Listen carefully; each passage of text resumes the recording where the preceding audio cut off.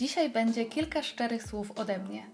Opowiem Wam o mojej przerwie na Instagramie, dlaczego się na nią zdecydowałam, jak przebiegała i jakie wnioski z niej wyciągnęłam.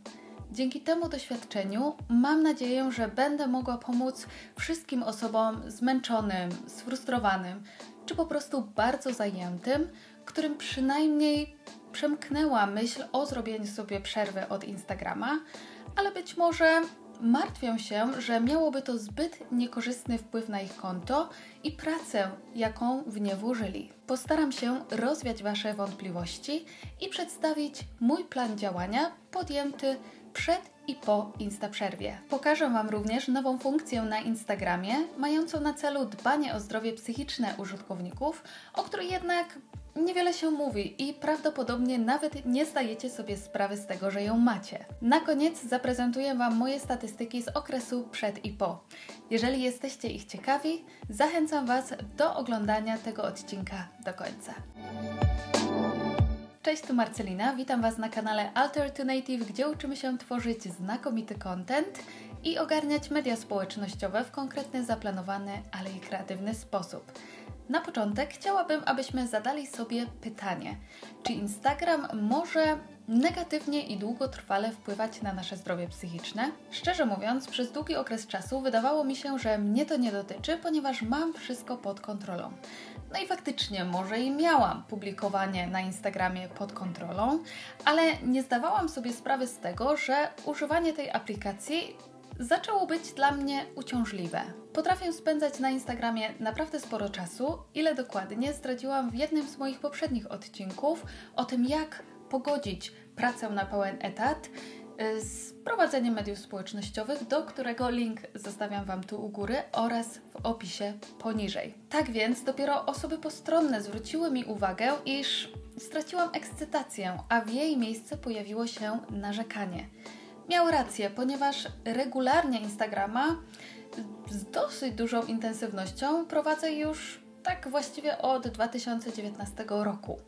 Dlatego też postanowiłam i zadecydowałam, że czas zrobić sobie przerwę. Decyzja o zrobieniu sobie przerwy nie przechodzi łatwo, zwłaszcza kiedy publikujemy dużo od dłuższego czasu. Często słyszę od innych twórców, że myślą o niej, ale koniec końców postanawiają działać dalej. Moim zdaniem to nie jest błąd, ponieważ jak u każdego zdarzają nam się lepsze i gorsze okresy, a kiedy już ten gorszy okres minie, to i wracamy do pełni sił, to jesteśmy w stanie dalej tworzyć. Sama kilkakrotnie przez to przechodziłam i rozumiem chęć pozostania z Instagramem na bieżąco. Jeżeli bowiem mamy częste albo nawet zażyłe kontakty z naszymi odbiorcami lub innymi użytkownikami Instagrama, no to dziwnie by było, gdybyśmy nagle zniknęli, prawda? A jeżeli zastanawiacie się, jak zbudować tak bardzo intensywne relacje pomiędzy Wami a Waszą społecznością, to mówiłam o tym m.in. w odcinkach o tym, co zrobiłabym inaczej, gdybym zaczynała Instagram właśnie teraz, oraz w odcinku o poradach dla małych kont, do których linki zostawiam u góry i w opisie poniżej. Jeżeli zatem czujemy, że potrzebujemy przerwy, a nie chcemy stracić wypracowanych do tej pory kontaktów, to zróbmy ją, ale jednocześnie postarajmy się dobrze do niej przygotować.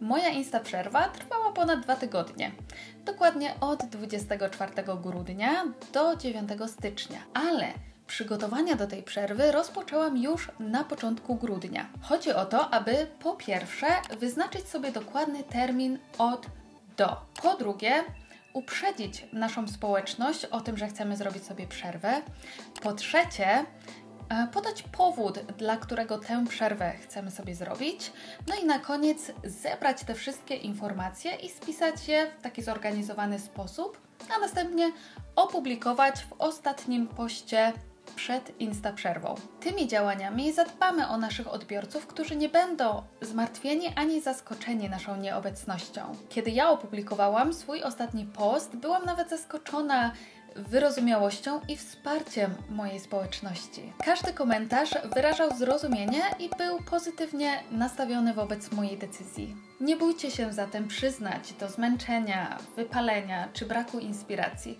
To zdarza się każdemu i nie oznacza niechęci do dbania o naszych followersów czy do publikowania treści. Pokazanie słabości wzmocni Wasze relacje z odbiorcami i zwiększy autentyczność. Na tydzień lub dwa przed planowaną przerwą wspomnijcie o niej na swoich stories, a następnie powtórzcie tę informację jeszcze kilka razy, ponieważ nie każdy będzie mógł ją zobaczyć za pierwszym razem, a na końcu wyjaśnijcie wszystko i spiszcie w ostatnim poście, który zostawicie na swoim profilu. Będzie to również ważne dla osób, które podczas Waszej nieobecności pojawią się na Waszym koncie i na przykład będą chciały Was zaobserwować. Nie chcecie zostawić dla nich wrażenia, że nic się na tym koncie nie dzieje, ponieważ wiadomo, nie będziecie publikowali w tym czasie stories, a i też data ostatniego postu będzie dosyć odległa. Ale jeżeli zawrzecie wszystkie informacje w tym poście, to wtedy jest duże prawdopodobieństwo, że je zobaczą i będą wiedzieli, o co chodzi i co z tym Waszym profilem się aktualnie dzieje. I tu jeszcze jedna wskazówka. Napiszcie o swojej przerwie już w tej pierwszej linijce, od razu, tak aby odbiorca nie musiał nawet klikać więcej po to, aby odsłonić cały tekst. Pokażę Wam teraz funkcję, która pojawiła się na Instagramie pod koniec zeszłego roku.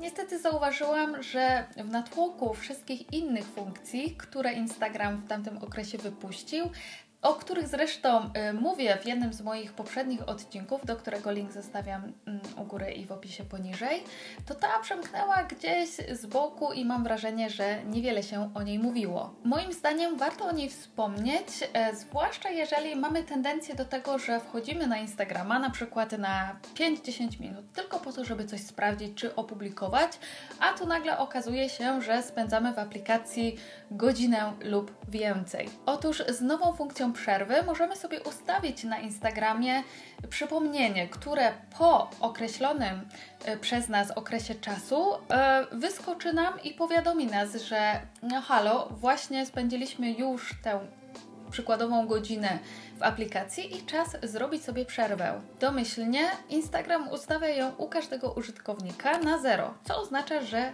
powiadomienie nie wyskakuje. Pokażę Wam zatem teraz, gdzie znaleźć funkcję przerwy na swoim koncie i jak ją uruchomić. Wchodzimy w 3 paski w prawym górnym rogu, następnie klikamy w Twoja aktywność, dalej w poświęcony czas i w ustaw codzienne przypomnienie. Ja ustawiłam swoją funkcję na 1 godzinę. Myślę, że to wystarczająco czasu, aby opublikować post, relacje, reels i nawiązać kontakt ze swoimi odbiorcami. A Ty na ile ustawisz swoją funkcję przerwy? Daj mi koniecznie znać w komentarzu poniżej. Planując przerwę, musimy zdawać sobie sprawę z tego, że po jej zakończeniu nasze statystyki będą ujemne, a zasięgi spadną, ponieważ tak niestety jest skonstruowany Instagram. Dopóki udzielasz się w aplikacji, wszystko idzie do przodu. Czasami szybciej, czasami wolniej, ale w odpowiednim kierunku. Kiedy jednak natomiast przestajesz używać Instagrama, to wszystko leci na łeb, na szyję. Może poza liczbą followersów, ale do tego za chwilę przejdziemy. Jak bardzo spadną nasze statystyki zależy od tego, jak często publikowaliśmy do tej pory i jaka długa będzie nasza przerwa. Jeżeli publikujemy 5 razy w tygodniu i nie ma nas miesiąc, to nasze 30-dniowe statystyki pomniejszą się o średnią sumę 20 postów, które w tym okresie byśmy normalnie opublikowali. Jeżeli publikujemy tylko raz w tygodniu i nie ma nas miesiąc, to wtedy będzie to średnia sumy 4 postów. Zajrzyjmy zatem do moich statystyk, aby sprawdzić, jak to wyszło w praktyce. Moja przerwa trwała 16 dni, dlatego wybieram sobie ten zakres i jak widać moje statystyki spadły o tam niecałe 40%. Wynik ten nie jest najgorszy, ale trzeba również wziąć pod uwagę fakt, że w tym okresie miałam uruchomioną reklamę, którą mam podpiętą do swojego konta na stałe już od kilku miesięcy.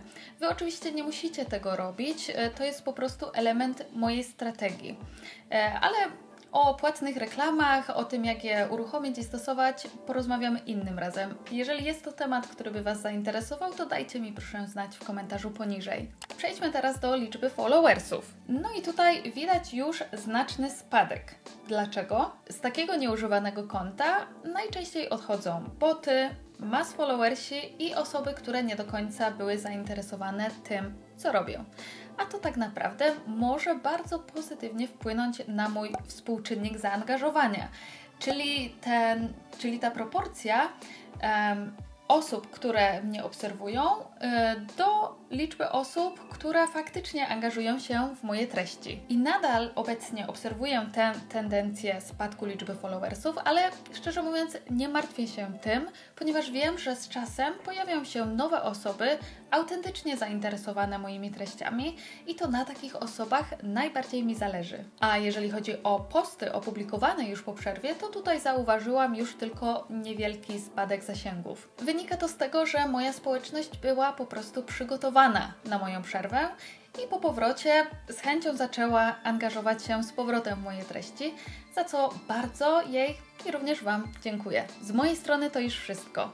Jeżeli zamierzacie zrobić sobie przerwę od Instagrama albo taką już mieliście, to proszę podzielcie się swoimi doświadczeniami z innymi w komentarzach poniżej. Jeżeli spodobał Wam się ten film, to zostawcie proszę łapkę w górze i zasubskrybujcie mój kanał po więcej tego typu treści. A tymczasem odsyłam Was do odcinka o tym, jak tworzyć rolki, które z pewnością pomogą Wam zdobywać większe zasięgi, obojętnie czy jesteście po przerwie, czy po prostu stale rozbudowujecie swoje konto. Dziękuję Wam bardzo za uwagę i do zobaczenia w kolejnym odcinku. Cześć!